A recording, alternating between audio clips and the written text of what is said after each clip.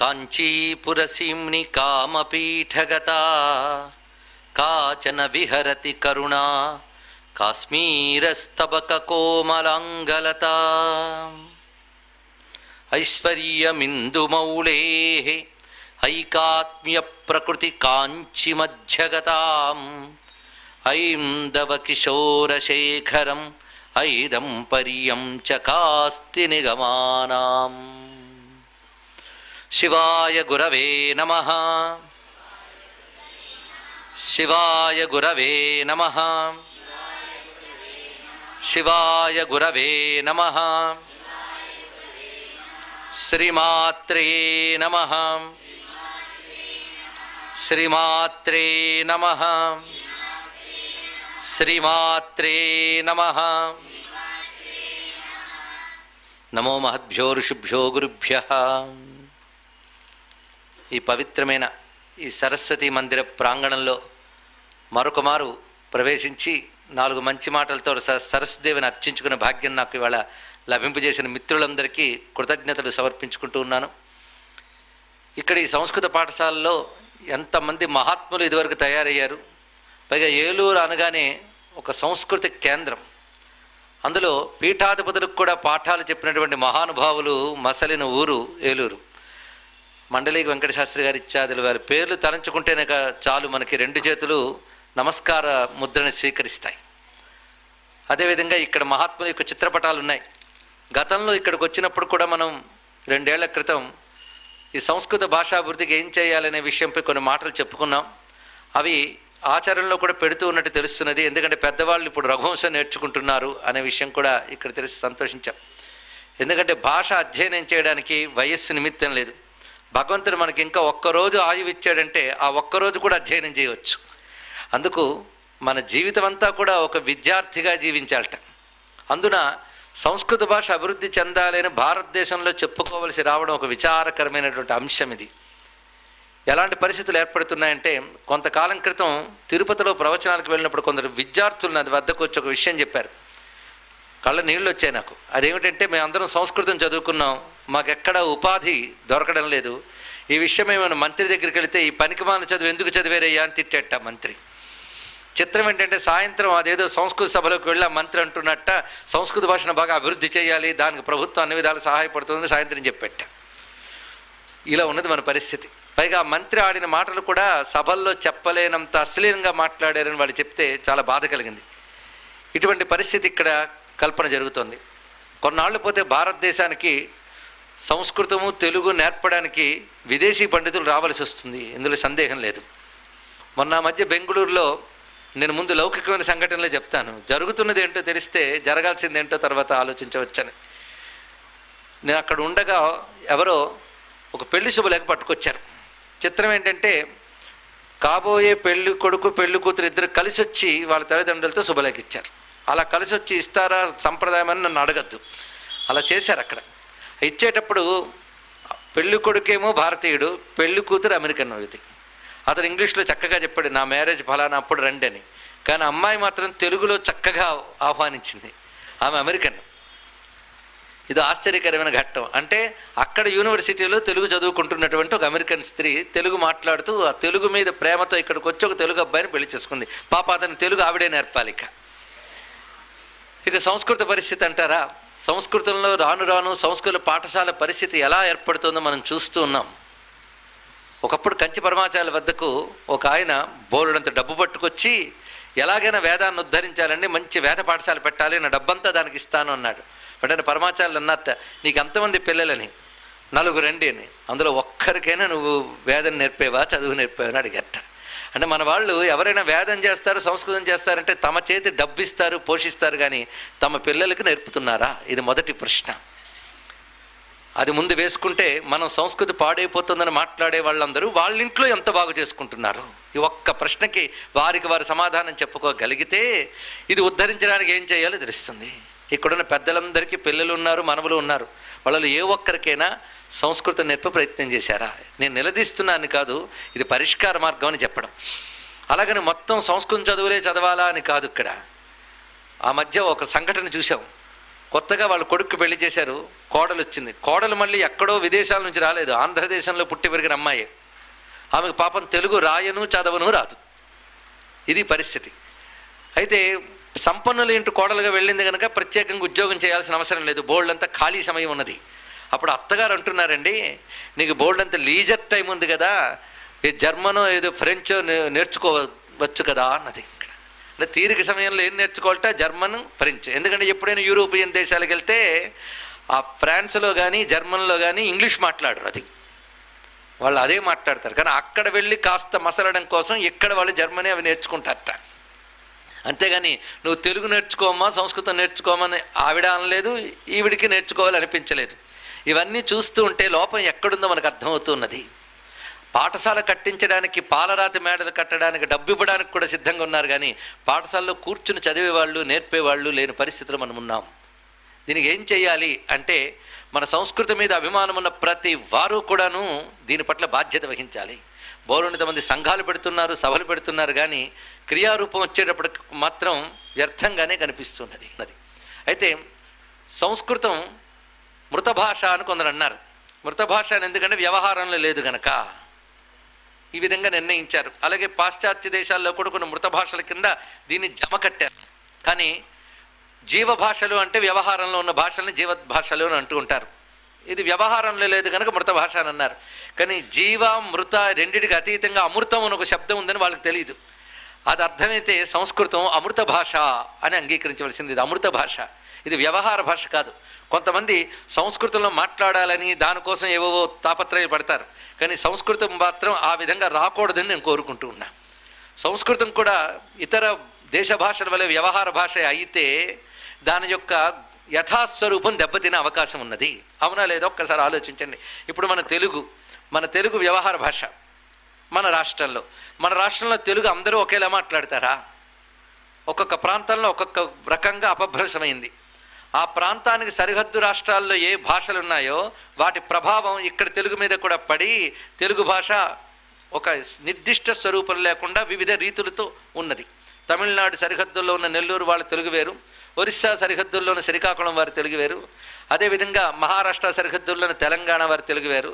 అప్పుడే కొంతకాలం ఉర్దూ ప్రభావం చేత వాళ్ళ భాషలో మార్పు వచ్చింది. ఇక నడిబొడ్డు ఉన్నటువంటి వారి తెలుగు మళ్ళీ కృష్ణా గోదావరి గుంటూరు ప్రాంత భేదాలతో వివిధ విధాలుగా ఉన్నది. నిర్దిష్టమైన ఒక రూపం ఉన్నప్పటికీ ఆ రూపం కాకుండా వివిధ రూపాలు తీసుకుని తెలుగు. అలాగే సంస్కృతం కూడా వ్యవహార భాష అయితే దానికి కూడా అసలు రూపం పోయి ఇంకేవేవో రూపాలు వస్తాయి.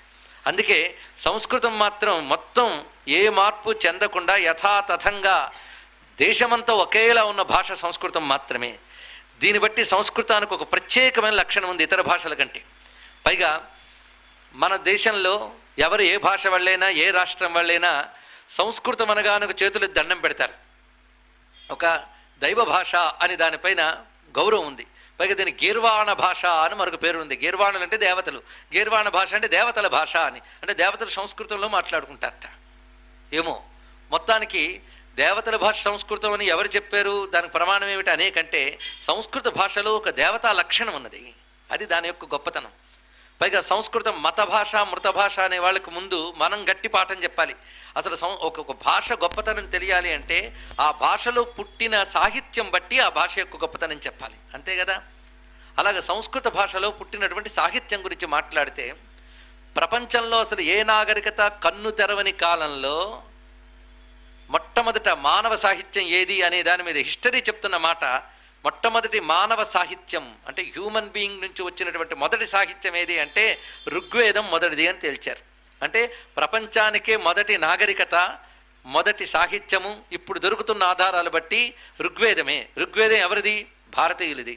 ఋగ్వేదంలో వాడిన భాష ఏది? సంస్కృతమే. అందుకని నాగరికతకు సంబంధించిన మొట్టమొదటి పలుకు సంస్కృత భాషలోనే పలికింది అని మనం తెలుసుకోవాలి.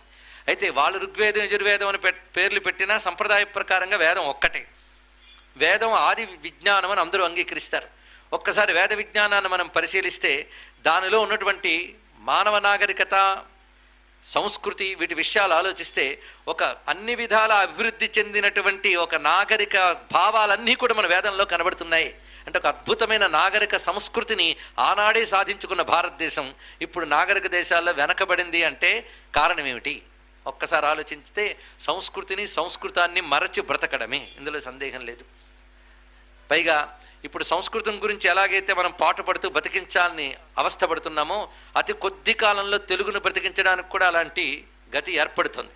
మన యునెస్కో రిపోర్ట్లో పాశ్చాత్య అంటే గ్లోబలైజేషన్ ప్రభావం వల్ల క్రమంగా దెబ్బతింటున్న భారతీయ దేశ భాషల్లో మొదటి తెలుగుట.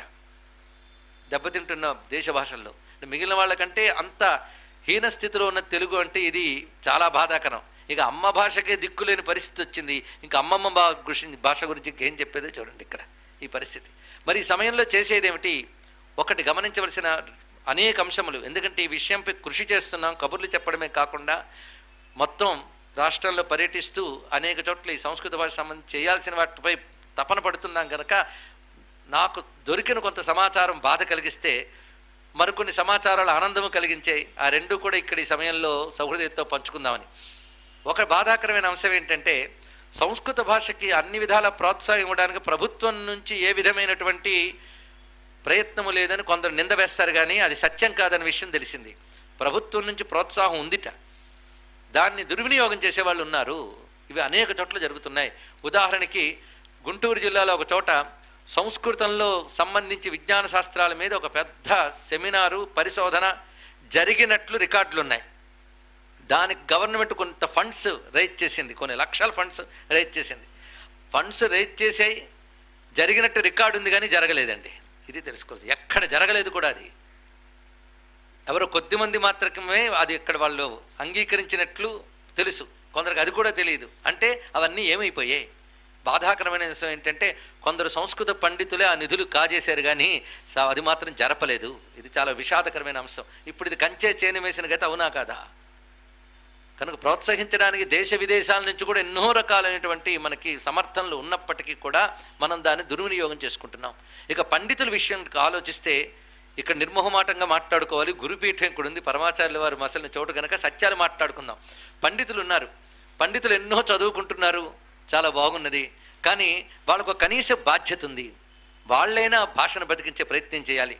ఒక ఊరిలో ప్రజలందరూ కూడా ఒక పండితుడిని కోరుకున్నారండి. అది ఇప్పటికీ నాకు ఎప్పుడు గుర్తుకొస్తుంది సంస్కృత భాష అంటే.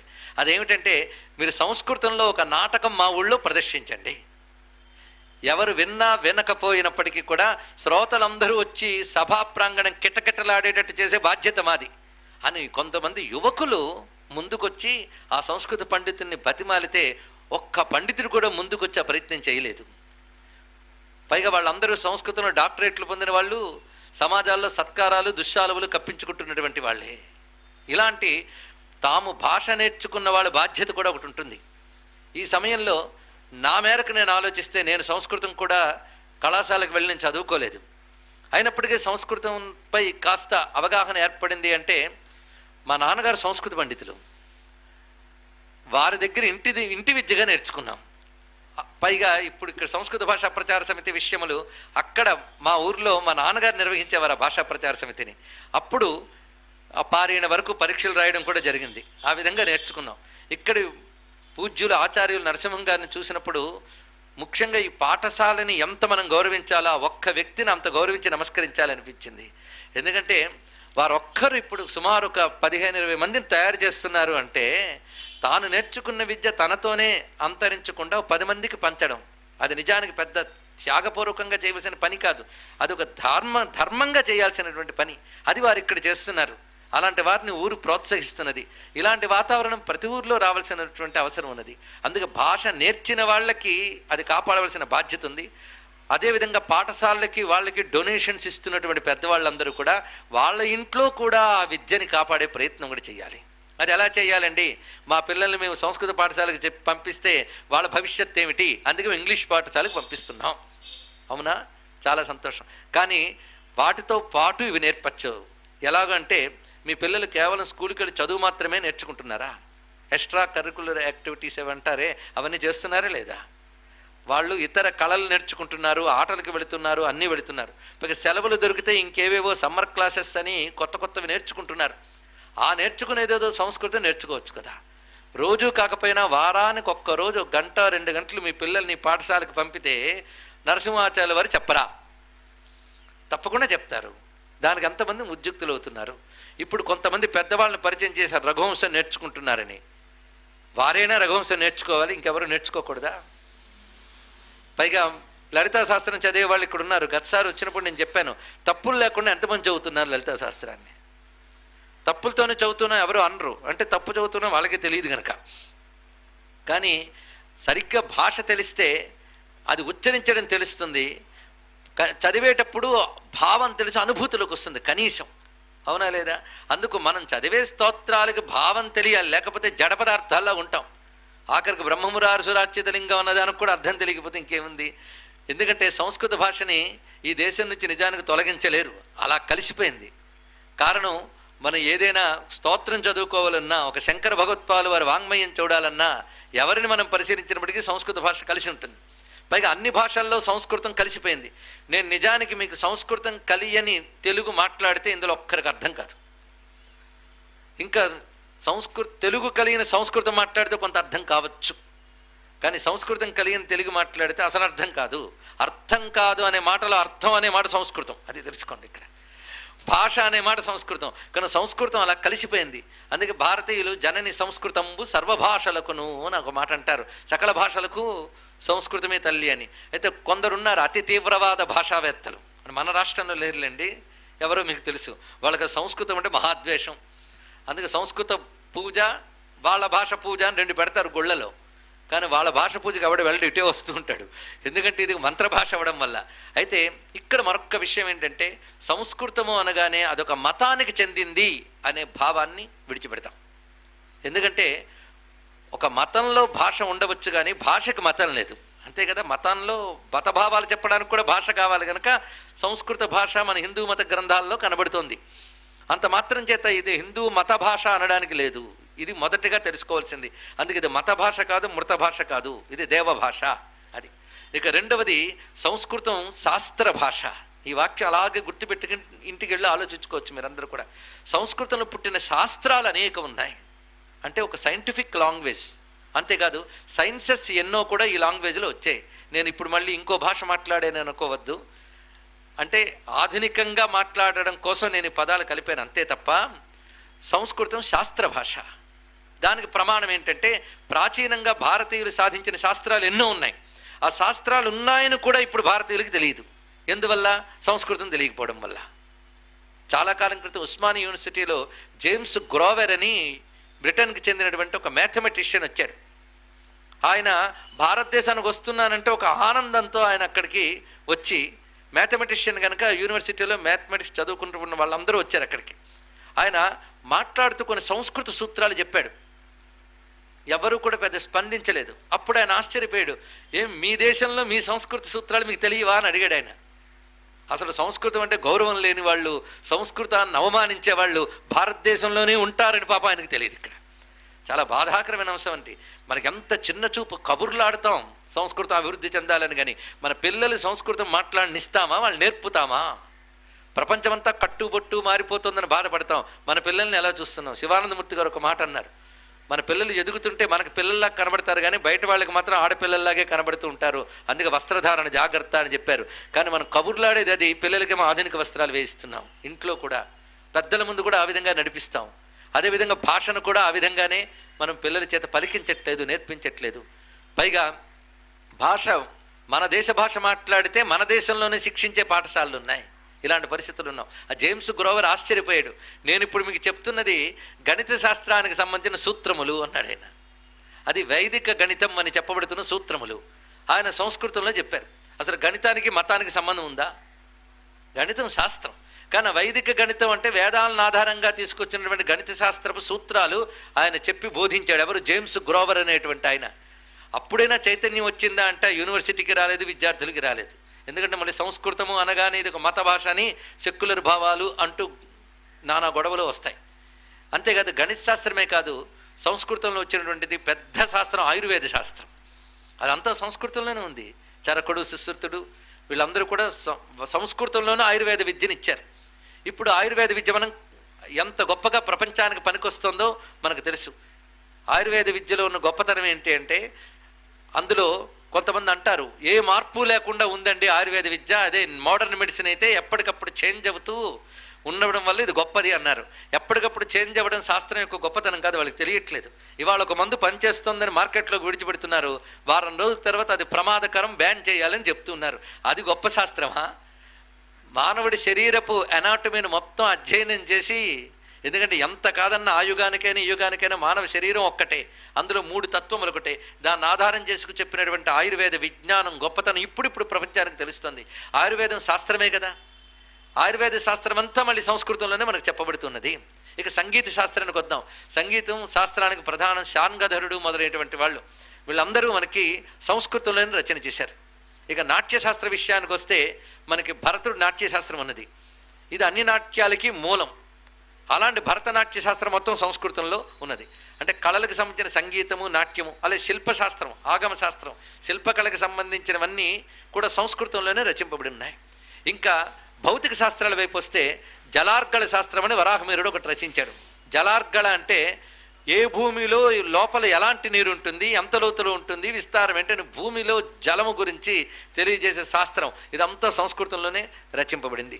నేను ఉదాహరణకు కొన్ని చూపించాను. అలాగే అర్థశాస్త్రం ఇది ఎకనామిక్స్ మనం ఈ రోజుల్లో మాట్లాడుతుంటాం. కానీ చిత్రం ఏంటంటే ఎకనామిక్స్ చదివే వాళ్ళందరూ కూడా ఆర్థిక శాస్త్రానికి ఎవరయ్యా ఆద్యులు అంటే ఎవరు స్మిత్ అని పేరు చెప్తారు, వాళ్ళ పేర్లు చెప్తూ ఉంటారు.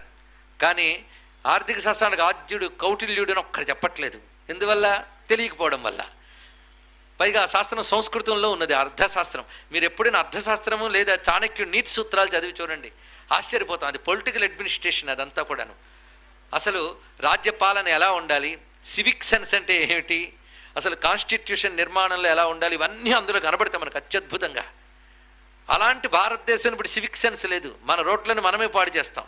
కానీ చాణక్యుడు ఒక మాట రాస్తాడు, ఎవరైనా సరే 10 మంది నడిచే రోడ్లను ఏ విధంగా పాడు చేసినా వాళ్ళకి ఎన్ని బంగారు నాణెముల సుంకము విధించాలో ఆయన రాశాడు ఇందులో. అంటే దాన్ని బట్టి అప్పటి పౌరులకి ఆ సివిక్ సెన్స్ ఎలా ఉండేది.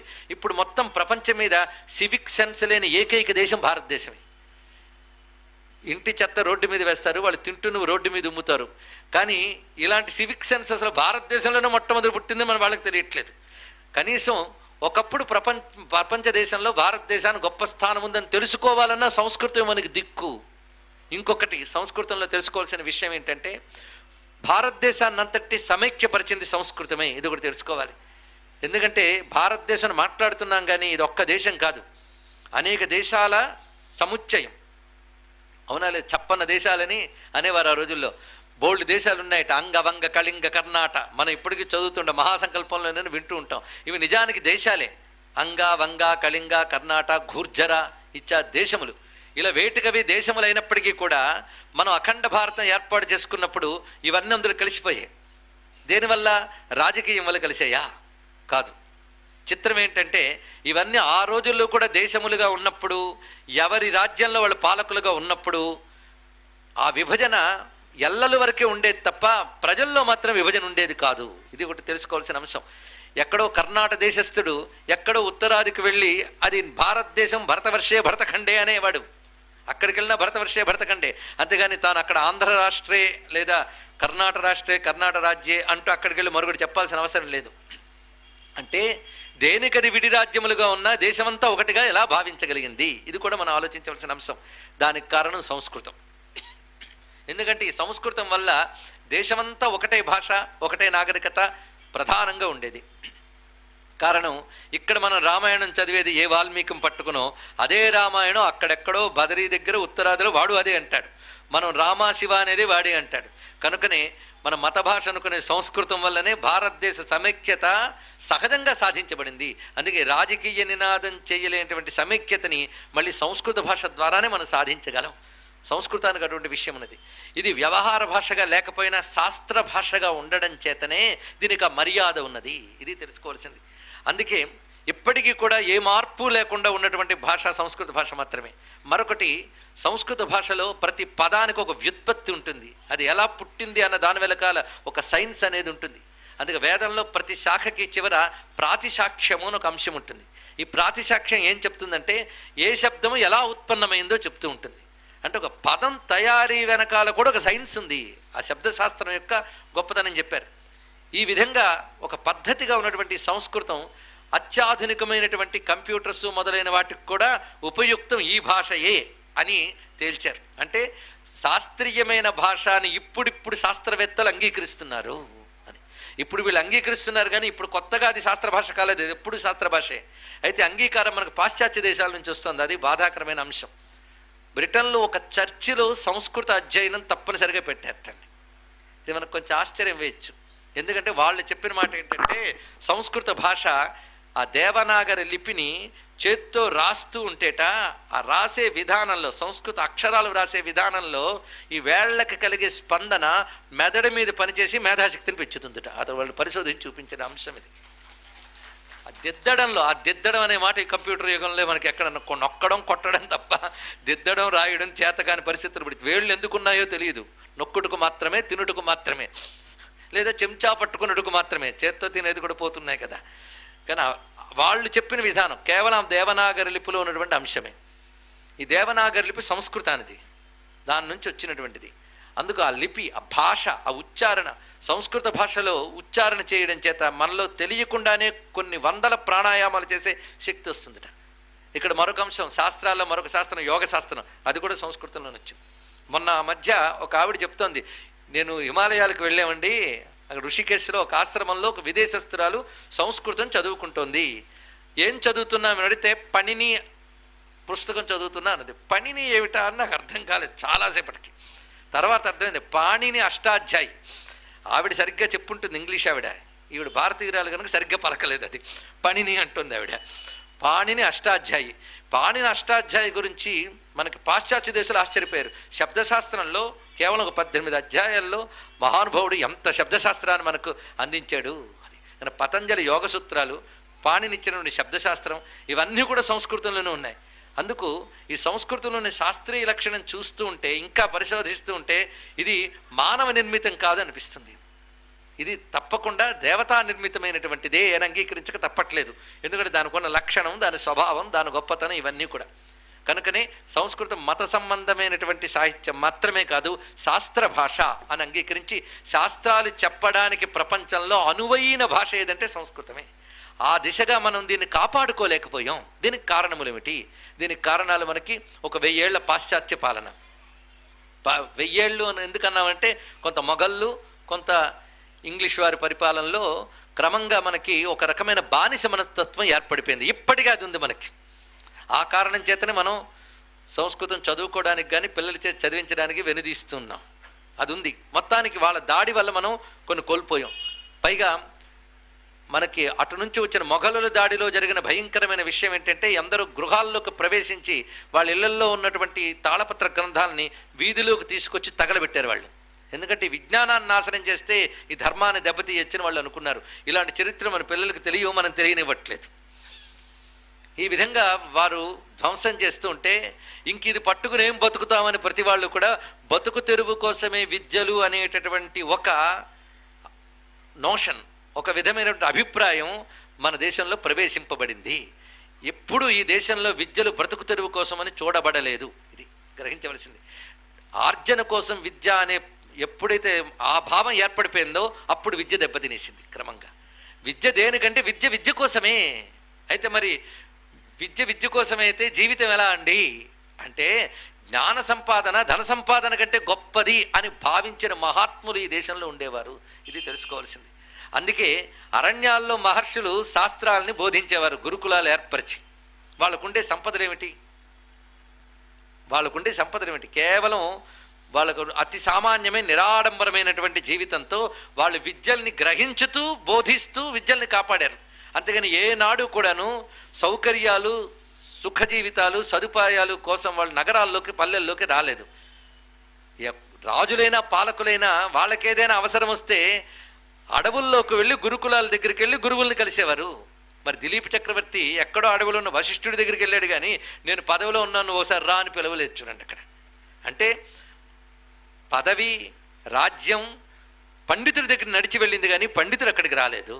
కనుకనే అధికారం జ్ఞానం కోసం వెళ్ళాలి, కానీ జ్ఞానం అధికారం దగ్గర కూర్చోకూడదు. అది తెలుసుకోవాల్సింది. కానీ అధికారంలో ఉన్నటువంటి పాలకులు కూడా మహాత్ములైనటువంటి జ్ఞానుల వద్దకు వెళ్ళి వాళ్ళ కిరీటాలు తీసి వాళ్ళ పాదాల మీద పెట్టి నమస్కారం చేశారంటే ఈ దేశంలో మొదటి నుంచి జ్ఞానానికి ప్రాధాన్యం ఇచ్చాం. అందుకే ఈ దేశం జ్ఞాన దేశం. వివేకానంద చెప్పినట్లు ప్రపంచంలో ఎవరికైనా జ్ఞానం కావాలి అంటే భారతదేశం మాత్రమే ఇవ్వగలదు అని చెప్పాడు ఆ మహాత్ముడు, గుర్తుపెట్టుకోండి. అందుకే జ్ఞానం ఈ దేశమే ఇవ్వగలదు. దానికి సంస్కృత భాష అనగానే మనకు పవిత్ర భావం కలుగుతుంది. కారణం, ఆ భాషలో పుట్టిన శాస్త్రాలు మనం అంత పవిత్రంగా నేర్చుకున్నాం కూడా. ఆ వ్యవస్థని ఏర్పాటు చేశారు మన పెద్దవాళ్ళు. అందుకే సంస్కృత భాష కానీ ఆ భాషలో పుట్టినటువంటి అద్భుతమైన శాస్త్ర విషయాలు కానీ ఒక పవిత్రమైన వ్యవస్థలో కాపాడబడినాయి. మరొక విషయం, సంస్కృతం ఎంత కాదన్నా మత భాష అనిపిస్తుంది. ఎందుకంటే మనం చదివే హిందూ మత గ్రంథాలన్నీ సంస్కృతంలోనే ఉన్నాయి. ఆ మాటకొస్తే హిందూ మతమే మత లక్షణం లేదు దానికి. హిందూ మతం అంతా జ్ఞానమయంగా విజ్ఞానమయంగా ఉన్నది. ఇతర దేశాల్లో మతం వేరు, ఇతర శాస్త్రాలు వేరు. కానీ హిందూ మతంలో అన్ని శాస్త్రములు కలిసిపోయి ఉన్నాయి. అటు వైద్య శాస్త్రం, ఇటు జ్యోతిష్ శాస్త్రం, ఇటు మంత్రశాస్త్రం, ఇంకా అన్ని శాస్త్రాలు ఇందులో కలిసి ఉన్నాయి. అందుకు హిందూ మతంలో ఉన్నవన్నీ సంస్కృతంలో ఉన్నాయి కనుకనే మన సంస్కృతం అనగానే హిందూ మత భాష అని అంటున్నాం. కానీ ఇక్కడ మరొక విశేషం ఉన్నది. సంస్కృతంలో పుట్టిన ప్రతి శాస్త్రము కూడా ఆధ్యాత్మికతను అంగీకరించింది, ఆస్తికతతో ఉన్నది. అది ఇక్కడ మరొక తెలుసుకోవాల్సిన మరొక అంశం. ఇప్పుడు మన ఆధునికంగా చూస్తున్న సైన్సెస్ అవి నాస్తికంగా ఉండవచ్చు, ఆస్తికంగా ఉండొచ్చు, వాటి ఇష్టం. కానీ ప్రాచీనంగా మనకు పుట్టిన సైన్స్ అంతా కూడాను ఆస్తికత్వంతో కూడి ఉన్నది. అందుకే మనం ఒక్కసారి ఆయుర్వేద గ్రంథాలు చూస్తే వాళ్ళు మణిమంత్ర ఔషధులు, ఈ మూడు కూడా ఆరోగ్యాన్ని కలిగిస్తాయి అంటాడు చరకుడు కానీ సుశ్రుతుడు కానీ. మణి మంత్ర ఔషధులు అంటే ఔషధులు కూడా వైద్యానికి ఏ విధంగా ఉండాలో చెప్తూనే ఔషధులు చేయలేని పని మంత్రం చేస్తుంది, మణులు చేస్తాయని మంత్రం గురించి చెప్పారు. అంతేగా చరకుడు ఒక చోట చెప్తాడు, మధుమేహం తగ్గాలి అంటే ఔషధులతో పాటు విష్ణు సహస్ర పారాయణ చేయమని, పురుషుక్త పారాయణ చేయమని రాశాడు ఆయన. అంటే వైద్యుడే, మరి ఆయన ఒక సైంటిస్టే, ఆయన ఇలా మంత్రాలు సజెస్ట్ చేచ్చా అంటే వాటిలో ఏ ఔషధీ శక్తులు ఉన్నాయో ఆయనకు తెలుసు. అదే విష్ణు శాస్త్రం మీరు తెలుగులో అనువదించి చదివితే లేదా ఇంగ్లీష్లో అనువదించి చదివితే గట్టిగా చెప్పవచ్చు, ఫలితం రాదు, అందులో సందేహం లేదు. ఆ భాషలో ఆ ఉచ్చారణలోనే ఏదో ఒక శక్తి ఉన్నది. అలా సంస్కృత భాష అర్థం తెలిస్తే అద్భుతమైన భావాలు ఉన్నాయి, కానీ అసలు ఉచ్చారణలోనే దానిలో ఒక శక్తి ఉన్నది. అందుకే మనకి ఇప్పుడు అర్థం తెలియకపోయినా ఆ రుద్రం వింటూ, అటువైపు విష్ణు శాస్త్రం వింటూ, లేదా అమ్మవారి స్తోత్రాలు వింటూ ఆనందిస్తున్నాం. ఎందుకు? ఆ భాషలో ఆ దివ్యత్వం అలాగా దాగి ఉన్నది. అలాగని భావం లేదని కాదు, భావం తెలుసుకునే ప్రయత్నం చేయాలి. కనుక సంస్కృత భాష అవసరం మన నుంచి విడదీయలేదు. మనకి ఇప్పటికీ సంస్కృత భాష అవసరం ఉన్నది. ఎందుకంటే నిత్య ఉపయుక్తంగా మనం వాడుకుంటూ ఉన్నాం సంస్కృతాన్ని, స్తోత్రాల రూపంలో వాటిలో చూస్తున్నాం. కనుక కేవలం దానికి మాత్రమే పరిమితం చేయకుండా ఇంకా సంస్కృత భాషను అభివృద్ధి చేయాలంటే ముందుగా ప్రభుత్వంతో సహా ప్రజలందరిలో కూడా ఒక అవగాహన కలగాలి. ఇది శాస్త్ర భాషని, దీన్ని కాపాడుకోవాలి అనేటువంటి ఒక అవగాహన కలగాలి. అలాంటి అవగాహనతో మనం సంస్కృతాన్ని పరిరక్షించుకునే ఉద్యమం ఇక్కడున్న ప్రతి ఒక్కరూ చేపడితే నేను సంతోషిస్తాను. ఎందుకంటే నాకు మగవాళ్ళ కన్నా స్త్రీమూర్తుల మీద ఎక్కువ నమ్మకం. ఈ నమ్మకం నాకే కాదు, వివేకానంద కూడా చెప్పాడు ఒకసారి, హిందూ దేశంలో మతం ఏమాత్రమైన నిలబడి ఉన్నది అంటే స్త్రీమూర్తుల వల్లే అన్నాడు. ఇక్కడికి ఇవాళ ఏకాదశి అండి అని వాళ్ళ ఆయన గుర్తు చేసేది ఆవిడే. అంతేకాదు మా ఆవిడ వ్రతం చదువుతూ ఉంటే నేను వినాయక చవితి పూజ చేస్తానని మగవాళ్ళు ఉన్నారు. అంటే వాళ్ళకి చదవడం రాదు, అది కూడా వాళ్ళకే తెలుసు. నిత్యం దీపం పెట్టుకుంటూ ఉన్నటువంటి ఆడవాళ్ళు అప్పటి నుంచి ఉన్నారు, కానీ నిత్యం సంధ్యావందనం చేసే మగవాళ్ళు మనకు కనబడరు. కారణం సంస్కృతిని కాపాడుతున్న స్త్రీమూర్తులే. అందుకే స్త్రీమూర్తులు వచ్చి ఈ సంస్కృత భాషని నేర్చుకునే ప్రయత్నం చేయొచ్చు. ఎలాగూ మీరు చదివే లలితా శాస్త్రం, సౌందర్యలహరి కొంచెం ఎలా బాగా చదవాలో మా నరసింహాచార్య వారిని అడగండి, ఆయన చక్కగా చదివి వినిపిస్తారు. ఎక్కడ ఎలా విభాగం చేయాలో తెలుస్తుంది. అలాగ ఒక గుంపు ఇక్కడికి రావడం వల్ల క్రమక్రమంగా ఇక్కడ సంస్కృతాన్ని నేర్చుకోవడానికి మనం మళ్ళీ చిన్నపిల్లల్లా పలకా బలపం పట్టుకొని రానక్కర్లేదు, పెద్దవాళ్ళమైనా వచ్చి నేర్చుకోవచ్చు అని బుద్ధి ఒకటి ఏర్పడుతుంది. కనుక ఇక్కడ సంస్కృత భాష బ్రతికించడం కోసం మేము ఉన్నాము అనే వాళ్ళందరూ కూడా వాళ్ళు నేర్చుకుంటూ మరికొంతమంది చేత నేర్పిస్తూ ఉంటే తప్పకుండా ఇది అభివృద్ధి చెందుతున్నది. అందుకు సంస్కృత భాషకున్న అనేక గొప్ప గుణాల గురించి మాట్లాడాలంటే కొన్ని రోజులు ప్రవచనాలు మనం చెప్పుకోవచ్చు. అసలు సంస్కృత భాష స్వరూపం గురించి పాశ్చాత్యులు చాలా చాలా గొప్ప మాటలు చెప్పారు. ముఖ్యంగా వర్ణక్రమం, సంస్కృత భాషలో ఉన్న వర్ణక్రమం గురించి మనం మాట్లాడితే ఎంత భాష మాట్లాడిన అక్షరాలే కదా, ఆ అక్షర క్రమ నిర్మాణంలో కూడా మనకు ఒక దివ్య విజ్ఞానం ఉన్నది.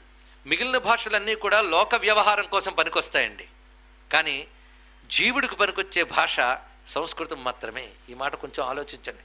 లోక వ్యవహారానికి అంటే మీరు అవతల వాళ్ళతో మాట్లాడడానికో, లోకంలో పేపర్లు రాసుకుని అవతల వాళ్ళతో మీ కమ్యూనికేషన్ డెవలప్ చేసుకోవడానికో లౌకిక భాషలు పనికొస్తాయి. కానీ ఈ దేహం పోయినా జీవుడికి ఉన్నత గతి ఇవ్వడానికి పనికొచ్చే భాష సంస్కృతమే. అందుకు బ్రతికినప్పుడు, బ్రతికిన తర్వాత, బ్రతుకు పూర్తయిన తర్వాత కూడాను మనకు సహకరించగలిగే శక్తి సంస్కృత భాషలో ఉన్నది. అందువల్లనే దీనిలో పుట్టినటువంటి ఆ వర్ణక్రమంలోనే విశ్వవిజ్ఞాన రహస్యం ఉన్నది అని మనకు పెద్దలు ఒక విషయాన్ని చెప్పారు. ముఖ్యంగా మన అక్షరక్రమం గురించి ఆలోచిస్తే ఆ ఆ ఇ ఉ ఏ, ఇది తెలుగు వాళ్ళం అక్షరాభ్యాసం ఇలాగే చేస్తాం, తమిళులు ఇలాగే చేస్తారు. భారతదేశంలో ఏ భాష వాళ్ళైనా అక్షరాలు నేర్చుకునే క్రమం మాత్రం ఒకటే, అకారం నుంచి క్షకారం వరకు, లేదా హం వరకు. క్ష అనేది సంయుక్తాక్షరం కనుక దాన్ని లెక్క పెట్టరు కొందరు, ఆ నుంచి హా వరకు తీసుకుంటారు. ఎవరైనా ఇదే, ఈ క్రమం తప్ప మరొకట్లేదు. దీన్ని బట్టి తెలుస్తుంది ఏ భాష వాడైనా సంస్కృత భాష పద్ధతినే స్వీకరించాడు అని.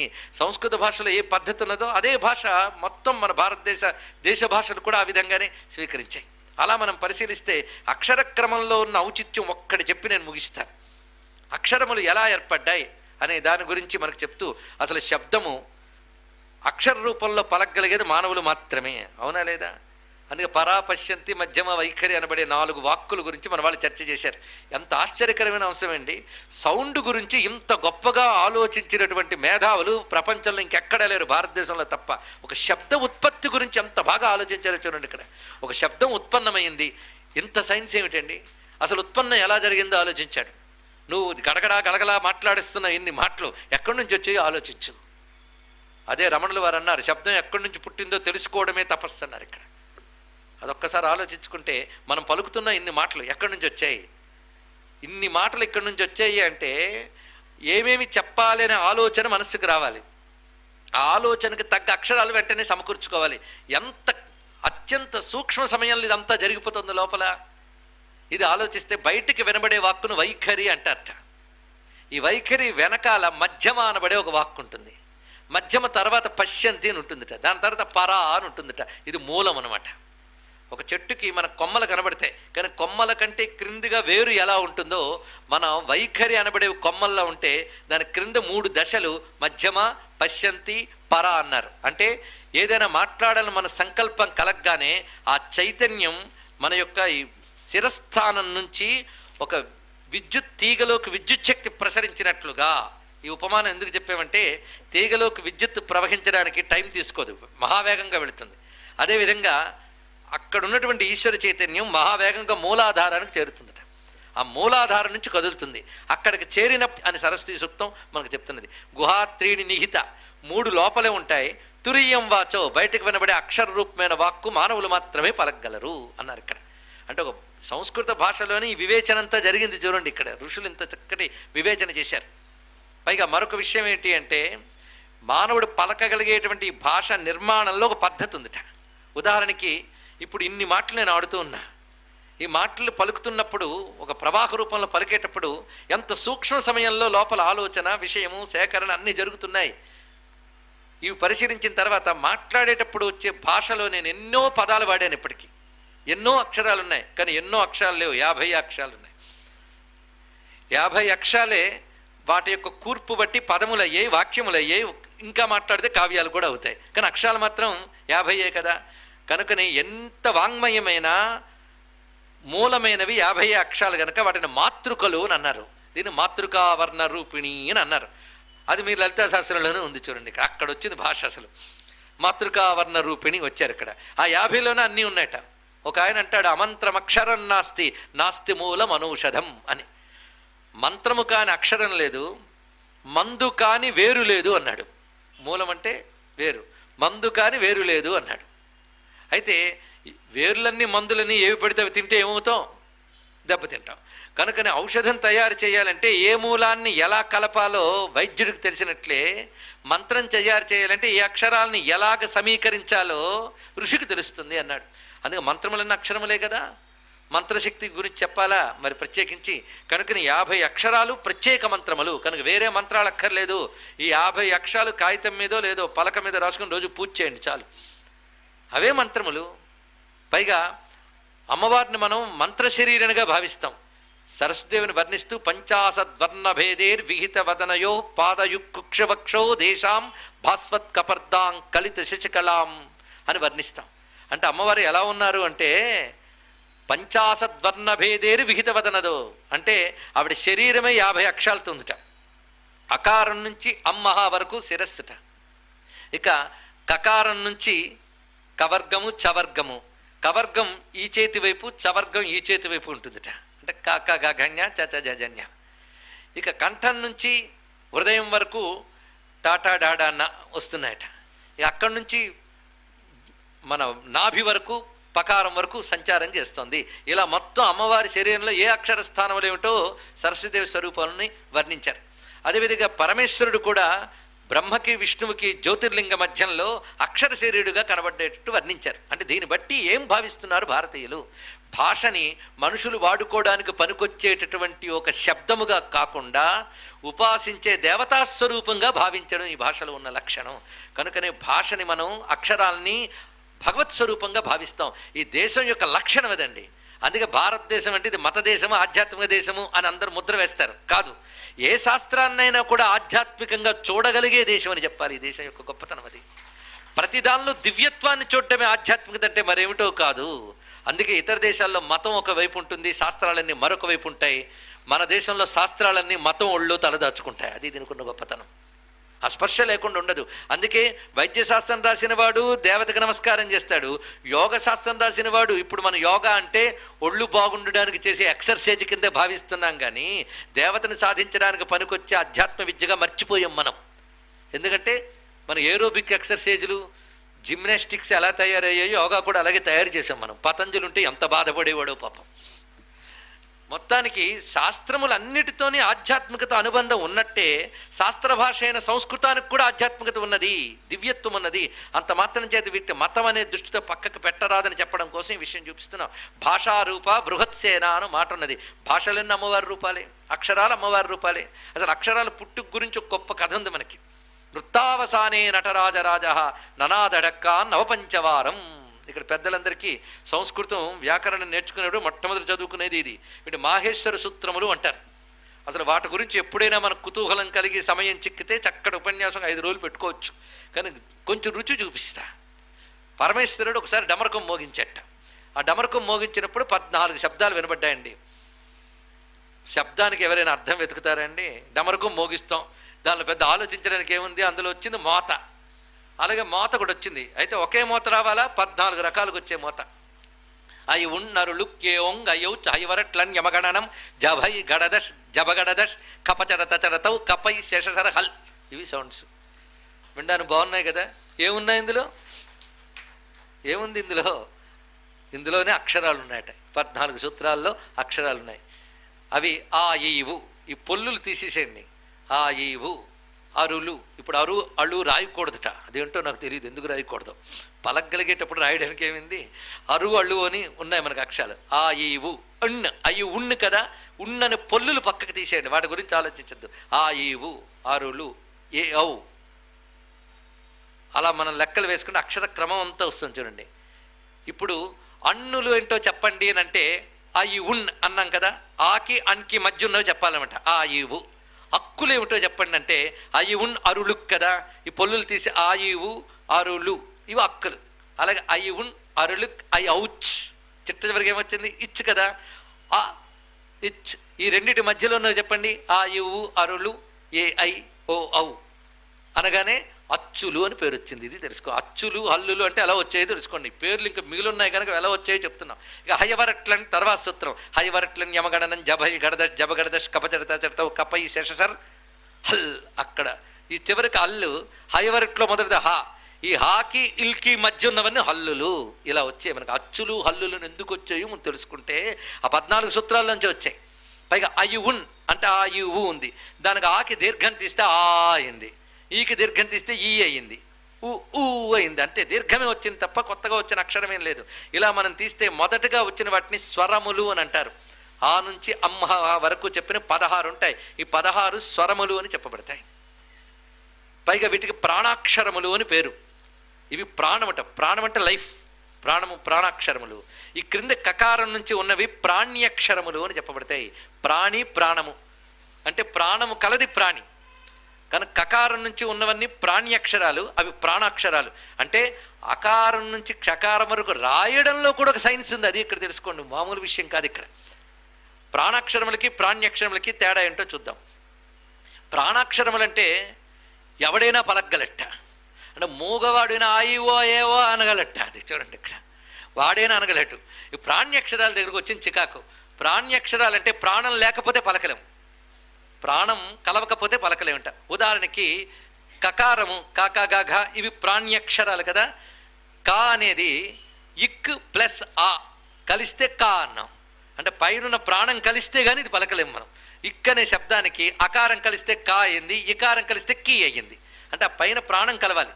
ఆ ప్రాణం కలపకుండా మాట్లాడండి, ఇక్కు ఇగ్గు ఇచ్చు ఇచ్చు అంటే ఏం లాభం లేదు. కా ఆ కలిస్తే కా కి కాకి కో ఇలా ఏం మాట్లాడాలన్నా ప్రాణాక్షరాలు కలవాలి. కానీ ప్రాణాక్షరం కలవకపోతే పలకలేంది కనుక దీని పేరు ప్రాణ్యక్షరము అని అన్నారు. ఇప్పుడు అసలు ప్రాణం అది. మన శరీరానికి అంతటికి ప్రేరణ ఎక్కడి నుంచి వస్తుందయ్యా అంటే శిరస్సు నుంచి వస్తుంది. కంఠం నుంచి పాదం వరకు ఉన్న వాటన్నిటికీ కూడా ప్రేరణ ఇచ్చేది శిరస్సే. మీ సైన్స్ కూడా ఒప్పుకుంటుంది కదా, మెదడు, ఈ మెదడున్న భాగం జ్ఞానేంద్రియముల స్థానం అది. ఇది అతికితే కానీ దీనికి వాల్యూ లేదు, తల అతికితే కానీ ఈ మొండానికి వాల్యూ లేదు. అలాగని ఇవి లేకపోయినా దానికి ప్రయోజనం లేదు. అలాగా అకారం నుంచి అహా వరకు, కంఠం నుంచి శిరస్సు నుంచి కంఠం వరకు స్థానం చెప్పారు అమ్మవారికి. చెప్పడంలో అంత అందమైన భావం ఉందో చూడండి. ఆ నుంచి అమ్మహా వరకు మొత్తం ముఖస్థానంట. అకారం శిరస్సులోని, ఆకారం నోటిలోని, ఇకారం కంటిలోని, ఈకారం ఈ కంటిలోని, అలా ఉకారం చెవికి, ఊకారం చెవికి. ఇలా అమ్మవారికి ఒక్కొక్క ఇంద్రియ స్థానంలో ఒక్కొక్క అక్షరం భావించారు సరస్వతీదేవికి. అలాగా శిరస్సు నుంచి కంఠం వరకు ఆహా వరకు ప్రాణాక్షరములు చెప్పబడుతున్నాయి. ఈ క్రింద మిగిలిన అవయవాలన్నీ ప్రాణ్యక్షరాలట. అంటే దీని టచ్ వల్ల ఇవి పనిచేస్తున్నాయి. ఇక్కడ మెదడు ప్రేరేపిస్తేనే ఇవి కదులుతున్నాయి కదా ప్రతి ఇంద్రియము. అంటే అక్షరాలని ఒక క్రమ పద్ధతిలో ఏర్పరచడంలో కూడా ఒక సైన్స్ ఉంది మనకి, ఊరికనే లేదు.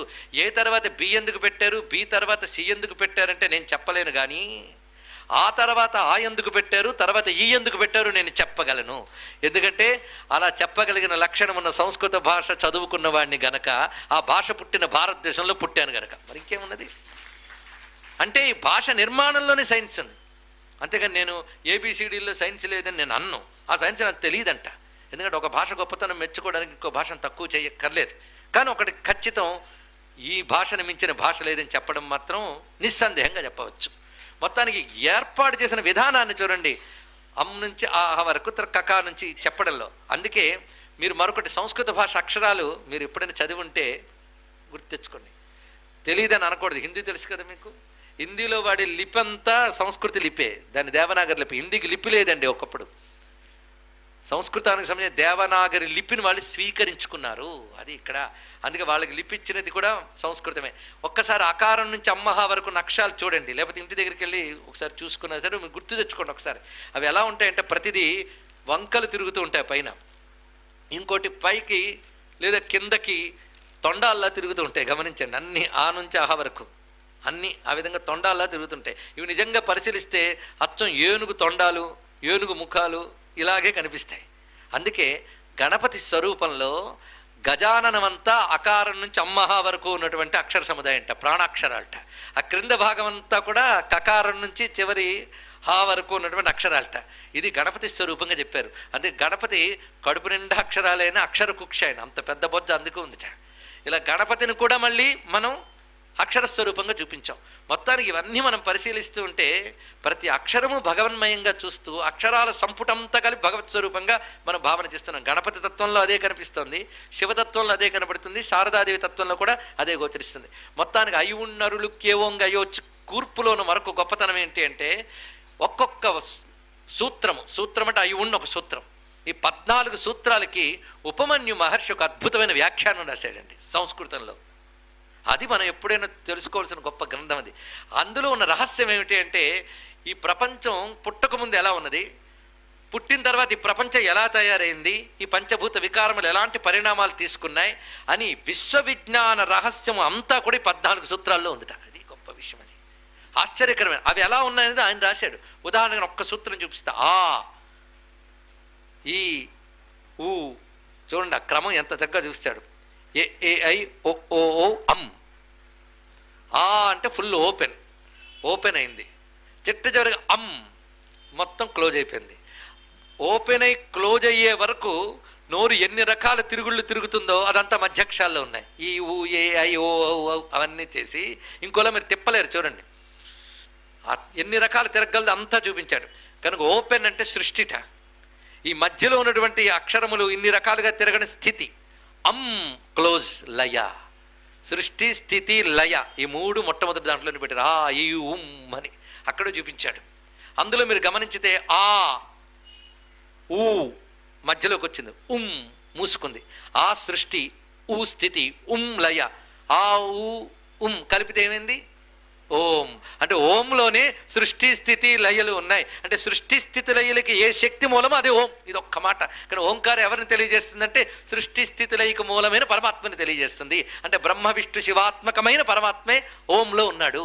అందుకు ఓమిచ్చేకాక్షరం బ్రహ్మ అన్నారు. ఇన్ని అక్షరాలకి మూలం ఓంకారమే. మళ్ళీ ఎందుకంటే అకారం నుంచి ఉమ్మ వరకు, నోరు తెరిచి నోరు మూసే వరకు ఉన్నవన్నీ అందులో పుట్టే. కనుక ఓంకారం నుంచి అక్షరాలు పుట్టే అనేది హిందూ మత భాష కాదు, అది విజ్ఞానం ఉన్నవారి భాష. అది తెలుసుకోవాల్సింది.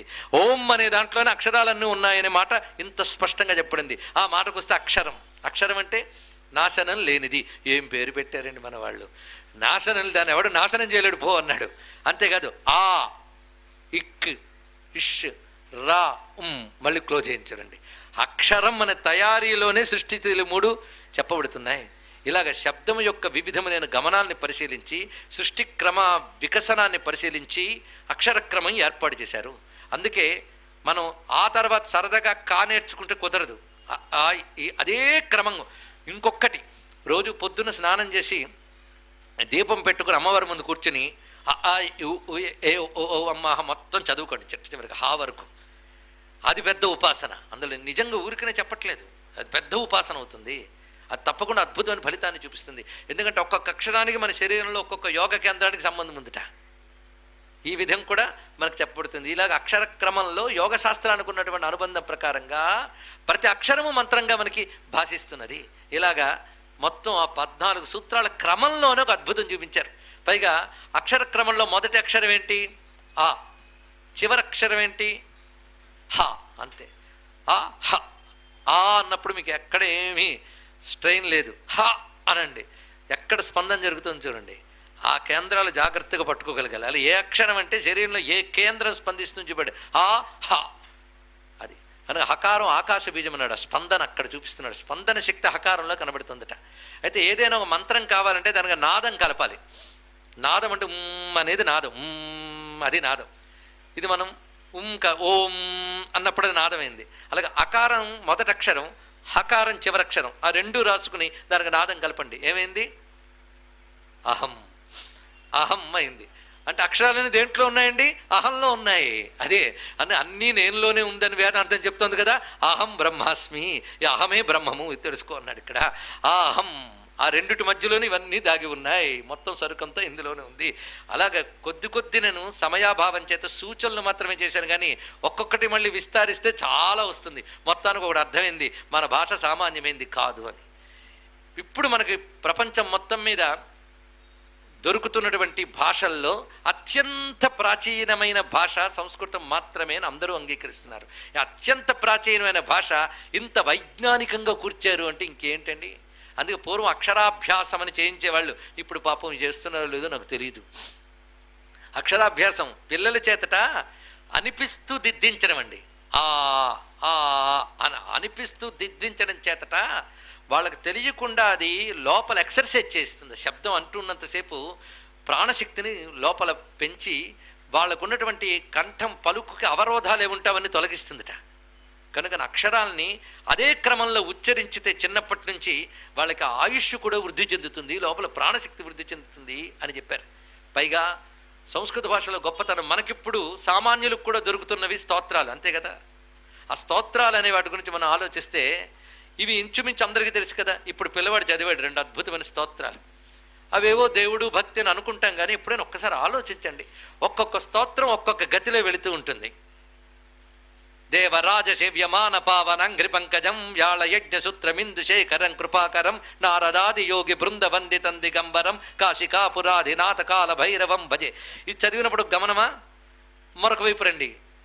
శివశక్త్యాయుక్తో యది భవతి శక్త ప్రభవితుం నచేదేవం దేవో నఖలు కుశల స్పందితుమపి. అక్కడ గమనం మారిపోయింది.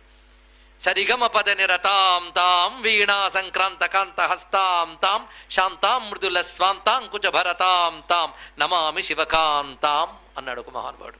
అన్నప్పుడు మళ్ళీ ఎంత అందమైన గమనం వచ్చింది. ఇందులో మతము దేవుడు అన్ని పక్కన పెట్టేయండి, అందులో సౌందర్యాన్ని పరిశీలించండి. ఒక్కొక్కటి ఒక్కొక్క రకమైనటువంటి గమనంలో వెళుతూ ఉంటాయి. జటా కటాక సంభ్రమ భ్రమన్ నిలింప నిర్జరీ విలోల వీచి వల్లరీ విరాజమాన మూర్ధని ధగ జ్వలల్లలాట పట్టపావకే కిశోర చంద్రశేఖరే రతి ప్రతిక్షణం మమ అఖర్వ సర్వ మంగళా కళా కదంబ మంజరీ రసప్రవాహ మాధురీ విజృంభణా మధువ్రతం స్మరాంతకం పురాంతకం భవాంతకం మఖాంతకం గజాంతకాంధకాంతకం తమంతకాంతకం భజే. వింటూ ఉంటే ఎలా ఉన్నదండి? ఆ తన్మయత్వం కలిగించే లక్షణం ఆ భాషలో ఉన్నది, ఆ సంస్కృత భాషలో ఉన్నది. పైగా వీటిని ఛందస్సులు అంటారు. ఒక్కొక్కటి ఒక్కొక్క రకమైన ఛందస్సులో నడుపుతారు. ఈ ఛందస్సు వృత్తము అనేటువంటి సంస్కృత భాషకే ఉన్నదండి, ఇంక దేనికి లేదు ప్రపంచంలో. మీటర్ అంటారు ఇంగ్లీష్ వాళ్ళు. కానీ ఇంత పలుకుతో దాంట్లోనూ ఒక సంగీతాన్ని పుట్టిస్తూ మీకు అర్థమైన అర్థమకపోయిన అనుభూతిని మాత్రం ఇస్తూ ఉంటాయి. ఇందాక మనం స్మరాంతకం పురాంతకం దేంట్లోది తాండవ స్తోత్రం, అర్థం తెలియలేదు, కానీ వింటూ ఉంటే మరొకసారి వింటే బాగుండి అనిపించింది కదా. నేను సంగీతం చేశానా, పాడేనా? పాడితే ఎవడు కూర్చునేవాడు కాడు, చదివేనంతే. ఇది చదివితేనే ఒక అనుభూతి కలిగిందే. దేనివల్ల? భాష వల్ల. అంటే ఒక్కొక్క రసభావానికి తగ్గ ఒక్కొక్క శబ్దము సంస్కృతంలో సహజ సిద్ధంగా ఉన్నది. దాన్ని ఋషి అనుభూతిలోంచి పలుకుతాడు, అందుకే మంత్రాలు అయిపోతాయి. ఇలాంటి శ్లోకాలు మనం పరిశీలించినప్పటికీ కూడా ఒక్కొక్క భావానికి ఒక్కొక్క ఛందస్సు, ఒక్కొక్క పద్ధతి, ఇవన్నీ చూస్తూ ఉంటే ఎంత పుష్టికరమైన సంపద ఉందో సంస్కృతంలో చూడండి. ఇక్కడ 24,000 శ్లోకాల రామాయణం, 1,00,000 శ్లోకాల భారతం, 18,000 శ్లోకాల భాగవతం, 1,00,000 శ్లోక సంఖ్య కలిగినటువంటి మొత్తం మన పురాణ వాంగ్మయం. వీటన్నిటిని మనం ఆలోచిస్తూ ఉంటే ఎంత విస్తారమైన వాంగ్మయం మనకున్నది. ఈ సంస్కృతం కానీ, సంగీతం కానీ, శ్లోకాలు కానీ, సంగీతాలు కానీ అన్నీ సంస్కృతం వల్ల వర్ధిల్లాయి. పైగా మీరు ఒక సంస్కృత భాషలో మాట్లాడితే విదేశాల్లో కానీ మన దేశంలో ఏ రాష్ట్రానికి వెళ్ళినా మనవాడు అనిపిస్తాడు, అవునా లేదా? దానికి ఆ స్వభావం ఉన్నది. ఒకప్పుడు కలకత్తాలో నేషనల్ పోయిట్స్ సింపోజియం అని ఒకటి జరిగింది, అంటే జాతీయ కవిత సదస్సు. అందులో ఎవరి కవిత్వం వాళ్ళు చదువుతూ ఉంటే ఎవరో ఒకరు అనువాదం చేస్తూ ఉంటే ఇంకొకటికి అర్థమైందిట. విశ్వనాథ సత్యనారాయణ గారు వేదిక మీదకి ఎక్కి ముందుగా నన్నయ్య గారి పద్యం చదివేట్టేదు, మొత్తం సభంతా చప్పట్లు కొట్టేట కొంతసేపటి వరకు. నేను చదివింది తెలుగువారి పద్యం, కానీ సంస్కృతంలో అనిపించింది. అదే తెలుగు గొప్పతనం అన్నారు. దానికి శక్తి ఉందిట. అదేమిటంటే ఒక మాట అన్నారు ఆయన, ఆ మాట చెప్తున్నా. ప్రపంచంలో మహాకావ్యాలు పుట్టడానికి అనువైన భాషలు రెండే రెండు, ఒకటి సంస్కృతం, 2 తెలుగు అని చెప్పాడు మహానుభావుడు. ఇందులో సందేహం లేదు. దీనికి గొప్పతనం ఎందుకు వచ్చిందయ్యా అంటే తెలుగు సంస్కృతాన్ని అంత చక్కగా కలబోసుకున్నది. సంస్కృతం లేకపోతే తెలుగుకు ప్రత్యేకమైన ఉనికి లేని విధంగా కలబోసుకున్నది. నిజానికి తెలుగు కానీ, తమిళం కానీ, మలయాళం కానీ ఇవన్నీ కూడా సంస్కృతం అనే తల్లి పిల్లలే. కనుక భారతీయ సంస్కృతికి సంస్కృతం ప్రాణం. అందుకు సంస్కృతి బ్రతకాలి అన్నా, మనం సంస్కృతితో ఉన్న సంస్కారవంతులు అనిపించుకోవాలన్నా మనదైన ఒక సంపద ఉంది అని తెలుసుకొని దాన్ని కాపాడుకోవలసిన బాధ్యత ఈ దేశంలో పుట్టిన ప్రతి ఒక్కరిది. ఇది గ్రహించవలసిన మరొక అంశము. అందుకు ఆ విధమైన కృషి చేస్తున్నటువంటి ఈ సంస్కృత పాఠశాల ఇంకా అభివృద్ధి చెందాలి. ఈ స్పందన పొంది ప్రతివారు దీనికి తగిన విధంగా సహకరించాలి. పిల్లలు ఇందాక సంస్కృతంలో చక్కగా నాటకం ప్రదర్శిస్తూ ఉంటే ఆనందించాం. అందుకే వాళ్ళ చదువులు వాళ్ళు చదువుకొనివ్వండి, కానీ కొంత చదువు ఇక్కడికి కూడా వాళ్ళు వచ్చి చదువుకుంటూ ఉంటే తప్పకుండా వాళ్ళ జీవితం బాగుంటుంది, వాళ్ళు అన్ని విధాలా ఎదగగలరు. ఎందుకంటే మీకు ఇప్పటి చదువులన్నీ కూడా కేవలం భౌతికమైన అభివృద్ధి గురించి చెప్తున్నాయి, కానీ వాడు నైతికంగా, మానసికంగా బలమైన వ్యక్తిత్వం వచ్చేటట్టు ఏ చదువు చెప్పట్లేదు. అలాంటి చదువు సంస్కృతం ద్వారా మాత్రమే లభిస్తుంది అనేటువంటి సత్యాన్ని సవినయంగా ఇక్కడ పెద్దల ముందు మనవి చేసుకుంటూ, నాకు ఈ అవకాశాన్ని ఇచ్చినందుకు ఈ పెద్దలందరికీ కృతజ్ఞతాపూర్వక నమస్కారాలు చెప్పుకుంటూ, మరొక్కసారి సంస్కృతాన్ని అందరికీ బోధిస్తున్న ఆచార్యులు శ్రీ నరసింహం గారికి ప్రత్యేక నమస్కారాలు చెప్తూ స్వస్తి.